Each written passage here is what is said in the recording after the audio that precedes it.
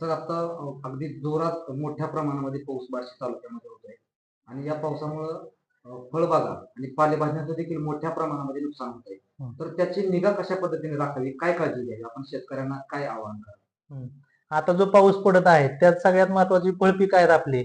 बऱ्यापैकी ठिकाणी पाणी साचून राहते, त्याच्यामुळं फळबागातनं आपलं पहिलं पाण्याचा निचरा झाला पाहिजे, सगळ्यात महत्वाचे क्रायटेरिया. कारण पाणी जर शेतात साचून राहिलं तर आपले फळबागामध्ये पाणी असल्यामुळे त्या बागा परत पिवळ्या पडून जळण्याची शक्यता राहते. त्याच्यामुळे पहिली गोष्ट, तुमचं कोणतंही पीक असू द्या, पावसाचं पाणी साचलेलं ती तुमच्या शेतामधून पहिलं बाहेर काढून देण्याची व्यवस्था केली पाहिजे.